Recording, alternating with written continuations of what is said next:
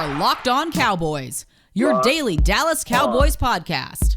Part of the Locked On Podcast Network, your team every day. Locked On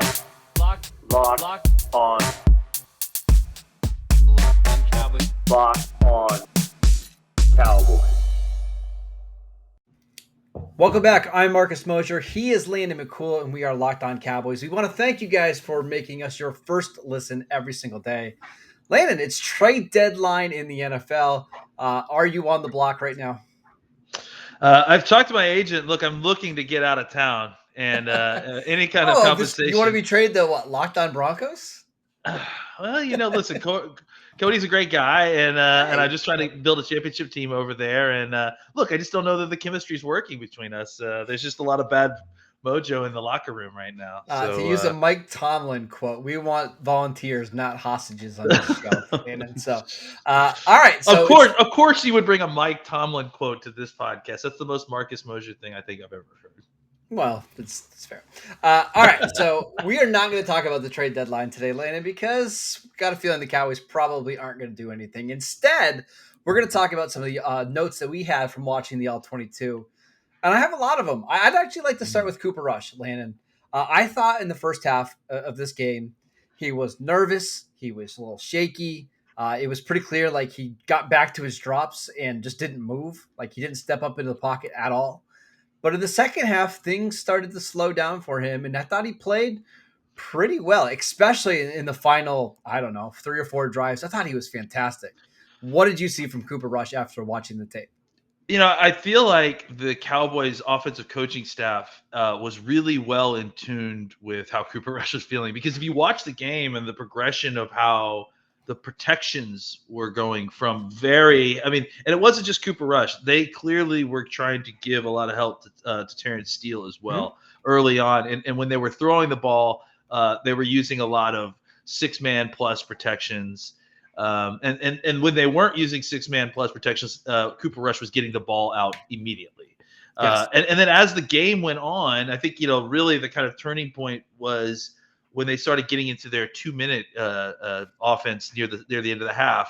You started to see a little bit more 5-man protection, a little bit more spread out. They're letting Cooper kind of, deal a little bit more. But I think that all of that is kind of an indication of what you're talking about, right? Like they really held his hand early on and gave him some safe environment, ran the football a lot in some heavy formations. But they did a lot early on to kind of make him feel comfortable, get into the game, and get kind of rolling a little bit. And then as the game progressed and they felt a little bit more comfortable with what was – and honestly, I think, look, you could break down a lot of the offensive game tape for the Cowboys based on before and after Danielle Hunter got hurt, because there was a ton of focus on him early. They were doubling him, they were trapping him inside, and then bootlegging Cooper Rush on the outside of him. They were just doing a lot of stuff to help him and Steele, navigate the pocket and avoid the pass rush. And I think it really helped Cooper develop a confidence and kind of, let him get into the rhythm of the game, which obviously paid dividends later as the game went on. Yeah, I just thought he was more comfortable. I thought he played well. A couple more things on the offense, Landon. This 7 O-line package, it's not a gimmick. Like, it's really not. Like, they had a lot of success running this. I think I'm pretty sure they ran it 4 times, and they had a successful play on every single time they ran it. What's most noticeable is they had a play where it was like a 17-yard gain to CeeDee Lamb, where they used like play action. Listen, I think this is something that could be, I don't want to say a staple going forward, but 8 snaps a game's not all that unrealistic, right? No, I mean, the thing is when you have 2 really good wide receivers, especially against a defense that, that you feel confident your wide receivers, both of them, can win one-on-ones on the outside. You can throw from this formation because it gives you great protection. 7-man protection, a 7-man protection with 7 offensive linemen is pretty rare.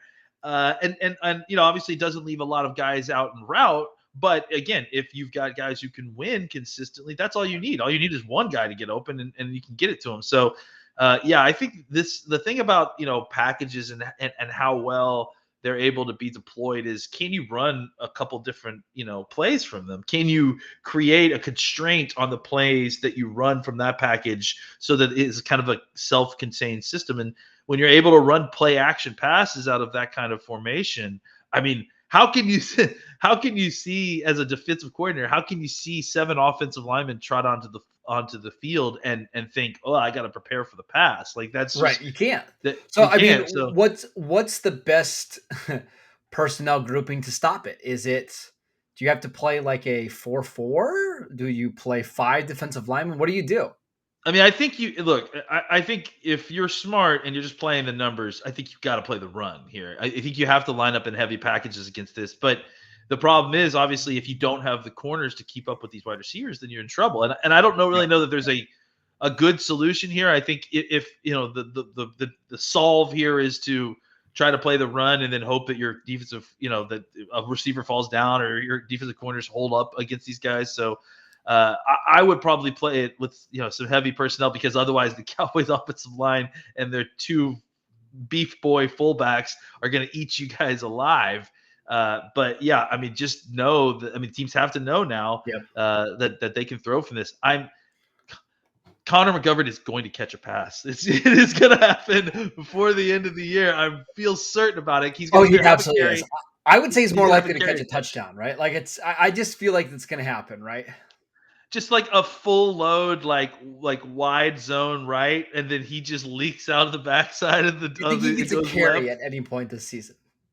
I wonder if a carry might be more More it might be difficult? safe. You think it's more difficult? I think it might be I kind of think it's safer. more difficult because then you have to deal with the handoff and actually trying to get a yard. Like, it's Yeah. almost easier just to sneak him out in the flat and throw him the And ball right hope away. he's wide open and Yeah. just like, oh, please don't drop it, Yeah, I think like that that's kind of thing. almost easier. I Yeah. want to talk about Terence Steele because I thought he was pretty good in Yep. this game as well. But before we do that, I want to tell you guys about Get Upside. Our listeners are making up to 25 cents for every single gallon of gas every single time they fill up. Just download the free Get Upside app in the App Store or Google Play right now and use promo code touchdown and get a bonus 25 cents per gallon. That is 25 cents per gallon on your first fill up. Don't pay full price at the pump anymore. Get cash back using Get Upside. You can cash out at any time to your bank account, PayPal, or e-gift card. Just download the free Get Upside app in the App Store and use promo code touchdown to get up to 50 cents per gallon cash back on your first tank. All right, Landon, let's talk about Terence Steele. The Cowboys decided to go with Steele over Lyle Collins in this game. Lyle Collins did play. He played 4 snaps, I believe. But it does seem like Steele is getting better every week. I saw Pro Football Focus's stats on him over the last 3 weeks. Just 4 total pressures. What did you see from Steele in this game? Yeah, I mean, I think we have to put the context in here too, because they're still giving Steele a lot of help. They're still doing a lot of things to kind of to give him assistance, especially against guys like Daniel Hunter and I keep saying Daniel Hunter and some of the better pass rushers in the league.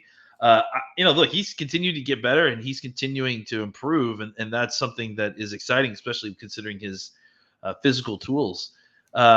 But I think that there still is. It's still not like La'el Collins is playing out there, and that's not necessarily a slight against his talent. I think it's more just an indication of what they're willing to run with Terence Steele out there versus an elite pass rush versus what they're willing to run with La'el Collins. So I think he's been good. I am interested to see if this continues like this. Because I do think that you can do more with La'el Collins at right tackle than you can do with Terence Steele at right tackle right now. And again, that's not a slight. I think that's just speaking as to what La'el Collins can do. Well, so we should probably turn this into a Tyron discussion. So Jerry Jones said on 105.3 The Fan earlier today that Tyron is dealing with a bone spur in his ankle. Okay. I think it is something that he could probably play through if needed, but it's not something that's just going to magically get better by the end of the year. So if you're thinking about this as a long-term thing, um, do you think the Cowboys would be better off just tell Tyron, hey, get the surgery now, be ready for December, and then we'll move Lyle Collins over to left tackle. Is that something you're interested in at all? Yeah, I mean, I could be talked into that for sure because I think you're not wrong that Terence Steele has played well enough to not that I feel like I have to put him on the bench, right? And might as well take advantage of some of this stuff while you have it. If you feel like Tyron, look, I mean, we've seen the schedule. We've seen what these next few games are like.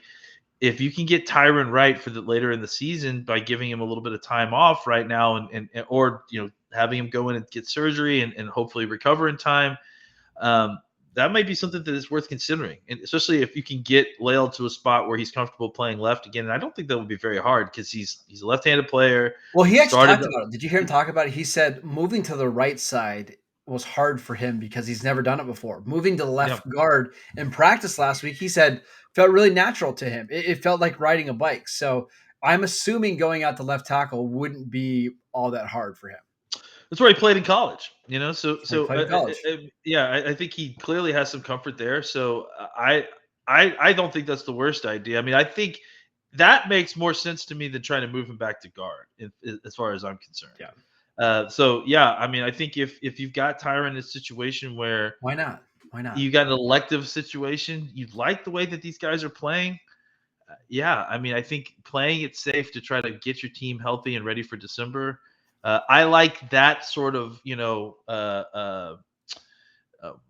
exercise in trying to help your team more than doing stuff like trying to sit your starters at the end of the year or that sort of thing. Because I just feel like if you do that now, while the schedule is the way it is, while you still have some time, it gets time to get back to the field and get things ready and actually get things rolling for December, and not just like his first game starting back is the first playoff game. That's just not a great idea.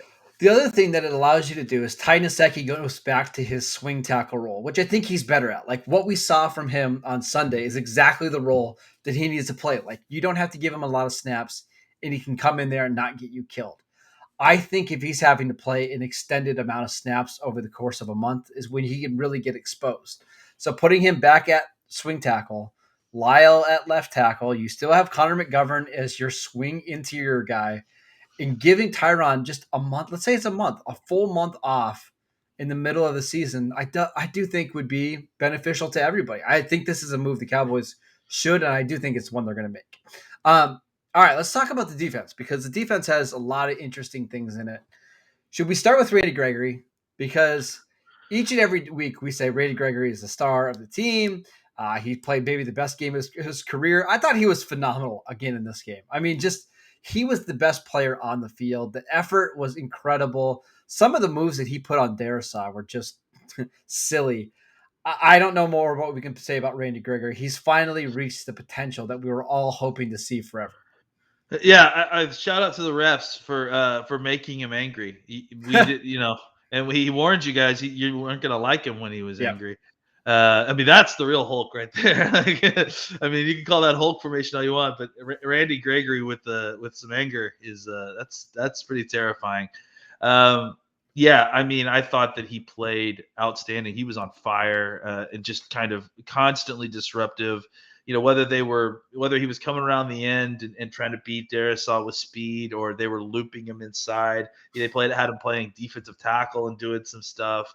I just really love, just kind of speaking generally about the defense, I just really love how much they are mixing up the formations and the alignments along the line. Just the way that they're creating mismatches. They are getting interesting formations. They're making the offense think about what they're doing, not just kind of lining up and hoping that they can beat you.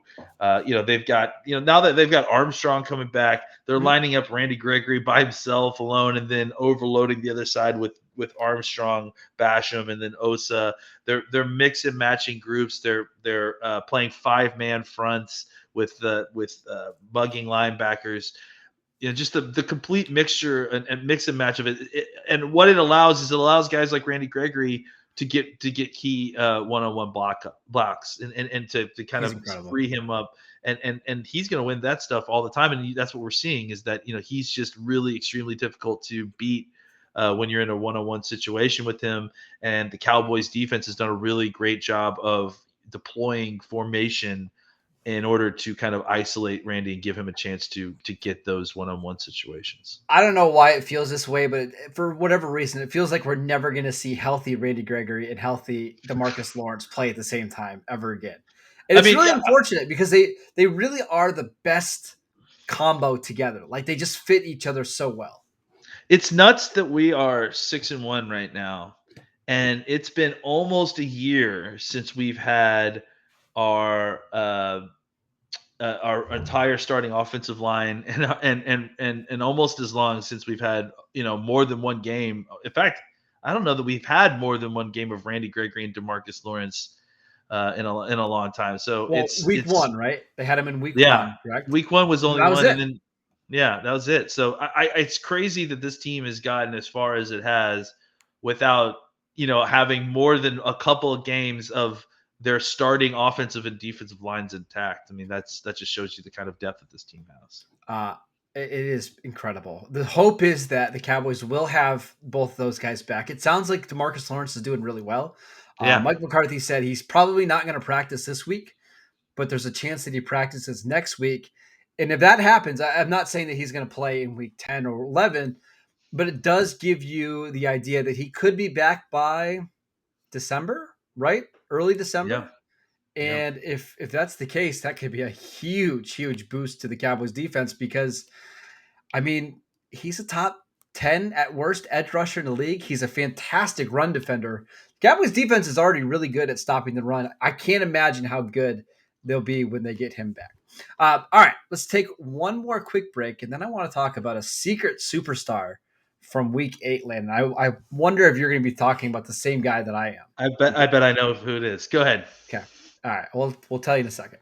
But before we do that, I want to tell you guys about Beachbound. In life, we're all bound for different things. With beachbound.com vacations, you could be bound for adventure, bound for passion, bound for discovery, or bound for togetherness.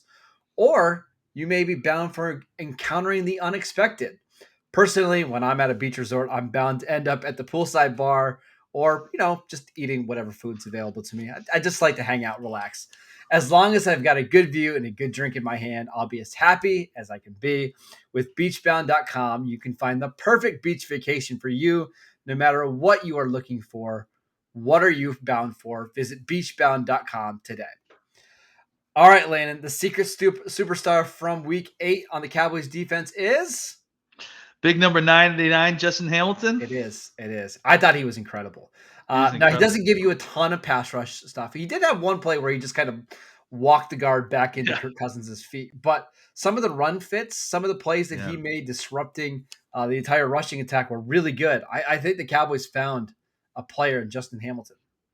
Yeah, and I had talked about it a lot in training camp, in that you had seen it there, and they had plans for him. They if he was a guy that they were, I was surprised that he didn't make the roster when the roster cuts came down. I guess I shouldn't have been because, it's kind of a lot of it has to do with how you're viewed by the league and whether you're going to get poached, that sort of thing. But I thought that just based on what you saw in training camp, they had plans for Justin Hamilton and they used him a lot, and he was able to kind of do this kind of thing at different points in training camp. And, I think for the Cowboys, it's just what a blessing to have a guy that suddenly showed up as a nose tackle, because this is a team that, struggled to have defensive tackle depth, even with all their health, even with everybody that's on the roster available to them.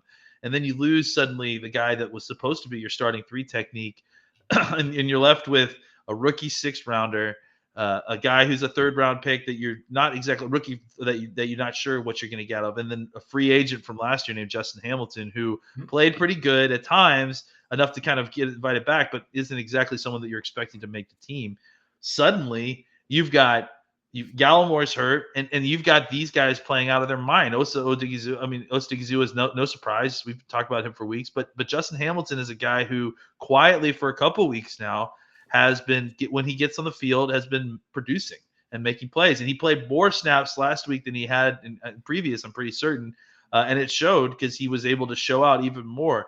I just think that he, as a down roster defensive tackle, And the Cowboys are going to have a tough decision to make because this was his last game to be called up from the practice squad. So they're going to need to either bring him up on the roster, which is going to be a difficult thing to do when you consider that they've got all these other guys coming back from injured reserve, including Neville Gallmore's at the spot that he plays, and maybe Gallup and a couple more. So I think the Cowboys have champagne problems. Am I right? Suddenly you've got too many defensive tackles and you know what to do with. But I think what you saw from Justin Hamilton was a guy who was just a game wrecker. He was able to get in the backfield. He was able to hold up on double teams.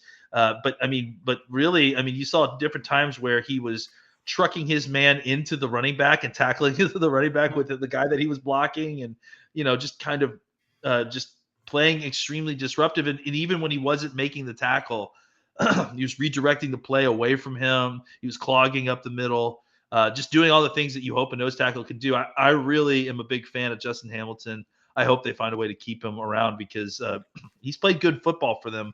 I think in a rotational role, he could be really, really valuable. Yeah, I think they're going to find a way to keep him around. They put Jabril Cox on the injured reserve list today, so that opens up a roster spot. Brent Urban is on IR, so they have some spots available.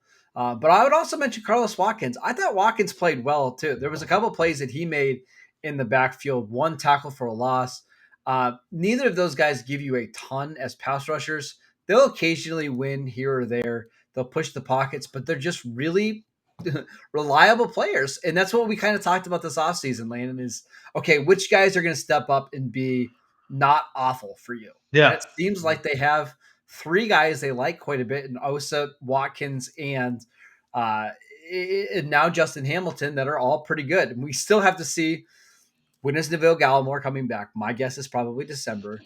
Tristan Hill practiced last week, so his time is coming. The Cowboys have to decide to make a move on that one soon. We'll see. The Cowboys suddenly have a little bit of depth at defensive line. All right, linebackers. I thought Parsons was really good. I don't think we need to touch on him too much. What did you think about the other two linebackers? Yeah, I think that Keanu Neal played one of his better games. Just kind of, he seems more comfortable in the defense. I think Leighton had a kind of an up and down game. There were some things that I saw in the broadcast that when I went back and watched on tape didn't look as bad for Leighton. There was one time where I felt like he got run through, but in reality he was taking on a tight end as he got run through. So I think that the linebacker play was sufficient.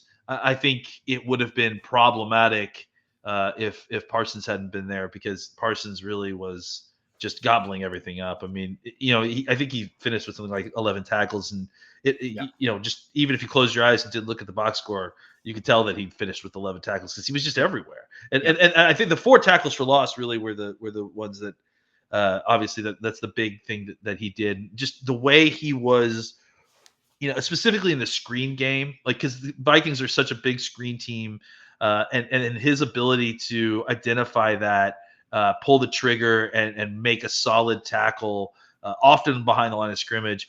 And really, I think we should take a step back and just talk about the Cowboys defense in general. They were extremely disciplined all throughout the game.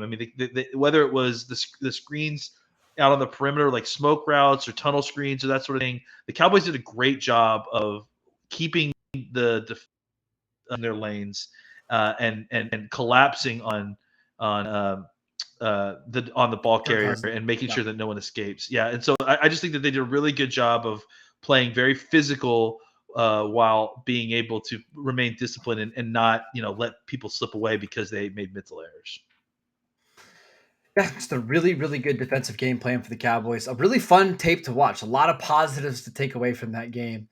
Up next, the Broncos, who just traded away Von Miller, and then the Falcons, and then the Chiefs, who are kind of reeling right now. Things are looking pretty good for the Dallas Cowboys. So we'll continue to update you guys with any things we see from the film. If the Cowboys make a trade on Tuesday, we'll talk about that on Wednesday. Make sure you get your questions in. We're going to answer a ton of them tomorrow. So please send them to me at Marcus_Mosher. You can send them to Landon at McCool BCB. You can send them to the show at Locked On Cowboys. We want to thank you guys for being your first listen every single day. Check out Cody on Locked On Broncos as we prepare for that matchup. Busy time here on the Locked On Cowboys podcast. But thank you guys so much, and we'll see you next time.